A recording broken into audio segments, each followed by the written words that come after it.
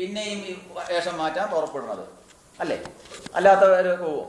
ഒരു പ്രയോജനമില്ലാത്ത കാര്യത്തിൽ മൂഢന്മാർ പോലും പ്രവർത്തിക്കില്ല എന്നാ ശാസ്ത്രം പറഞ്ഞത്. അതുകൊണ്ട് ഇക്കൊല്ലം പോയി അടുത്ത കൊല്ലം പോകുന്നുണ്ടെങ്കിൽ ഉറപ്പാണെന്ത്, അതെന്തോ ഒരു സുഖം അതുകൊണ്ടുണ്ടായിരുന്നു.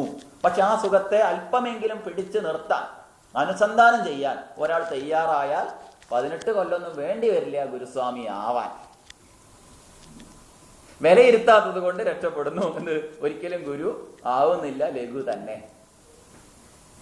അതുകൊണ്ടാണ് തസ്മിൻ അനന്യത തദ് വിരോധിഷു ഉദാസീനത ച, അനന്യത ഭേദാഭാവവും തദ് വിരോധിഷു അതിനോട് എതിർപ്പുള്ളവയിൽ ഉദാസീനത ച ഔദാസീന്യവും ജയേതേ ഉണ്ടാകുന്നു.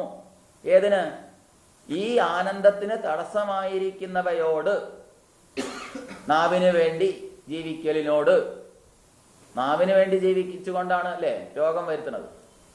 വയറിനെ അറിയാതെ, എൻ്റെ വയറാണെന്ന് അറിയാതെ ഓരോരുത്തരും നിർബന്ധിച്ചിട്ട് ഞാൻ കഴിക്കാൻ പോയാൽ എന്താവും?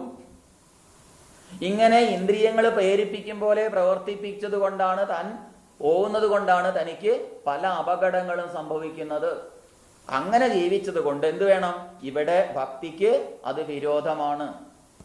ഈശ്വര സാക്ഷാത്കാരത്തിന് യത്നിക്കുന്ന ഒരാള് എന്ത് ചെയ്യണം?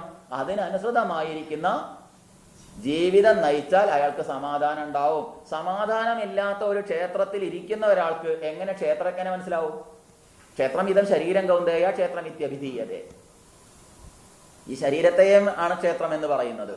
അപ്പൊ ഒരു ശരീരം എന്ന് പറഞ്ഞാൽ അതിനൊരു സമാധാനമൊക്കെ വേണ്ടേ? അതിലൊരു സമാധാനം ഇല്ലെങ്കിൽ പിന്നെ എന്തുണ്ടാവും? അപ്പൊ അതിന് സമാധാനം ഉണ്ടാകണമെങ്കിൽ എന്ത് വേണം? അതിന്റെ നിലനിൽപ്പ് സുഗമമാവണം. ഇത്ര കാലം എന്നുള്ളതല്ല, പിന്നെന്താണ്? ഇരിക്കുന്ന അത്രയും അതിന്റെ കാര്യങ്ങളൊന്നും നോക്കരുത്, അതിന്റെ പരക്കം പായലുകൾ ഉണ്ടാവരുത്, അതിനെയൊക്കെ തടയപ്പെടണം. അപ്പോഴേ ചിന്ത ഉണ്ടാവുള്ളൂ. അതെ, അതുകൊണ്ട് അതിന് വിരോധമാണ് ഏത്? ഭോഗാസക്തി ഏതാണ്? അല്ല ഉള്ളത്. പിന്നെ ഇവിടെ ഏതാണ്?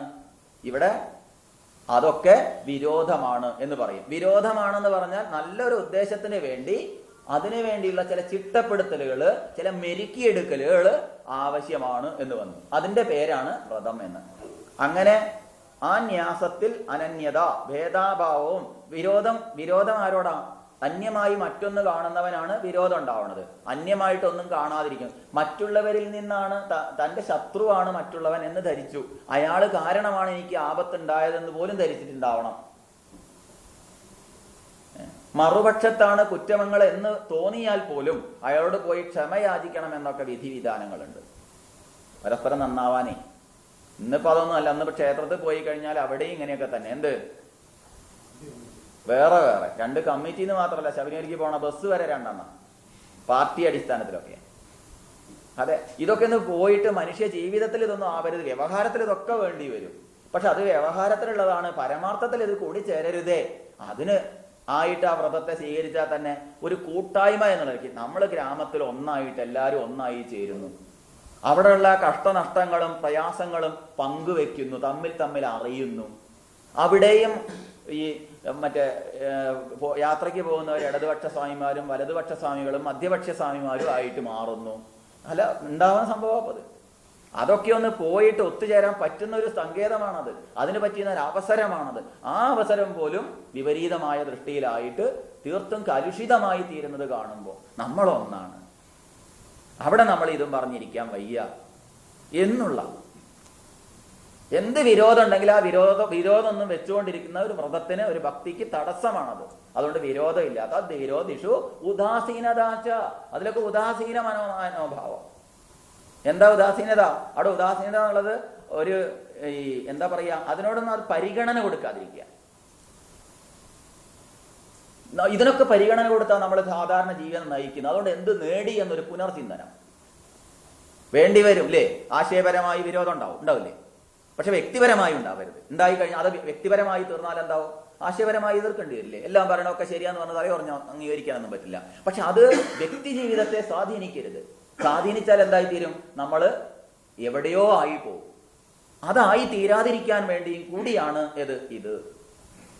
ഇങ്ങനെ നമ്മൾ ഒന്നാണെന്ന് ധരിക്കുന്നു. വേഷത്തിലല്ല, പേരിലല്ല, പിന്നെ എങ്ങനെയാണ്? അവിടെ എല്ലാം കൊണ്ടും ഒന്നാണെന്ന് ധരിക്കുന്നു. അങ്ങനെ ഒന്നായിത്തീരുന്ന, പലത് ചേർന്ന് ഒന്നായി തീർന്ന് നാം ഒന്നാണ്. സഹയജ്ഞ പ്രജാഹ, നമ്മളൊക്കെ ഒരു യജ്ഞശാലയിലെ വ്യത്യസ്തങ്ങളായ അംഗങ്ങളാണ്. നമ്മളൊക്കെ കൂട്ടുചേർന്ന് നമ്മൾ ഒരു വിധത്തിൽ അല്ലെങ്കിൽ മറ്റു വിധത്തില് പരസ്പരം ഭാവയന്ത ശ്രേയ പരമവാപ്സ്യത, പരസ്പരം അറിഞ്ഞും ഭാവിച്ചും കഴിഞ്ഞുകൂടേണ്ടവരാണ് എന്നുള്ള കൂട്ടായ്മയെ, ഒരുമയുണ്ടെങ്കിൽ ഉലയ്ക്ക മേലും കിടക്കാം, ഒരുമയില്ലെങ്കിൽ ഉലയ്ക്ക മേലും കിടക്കും.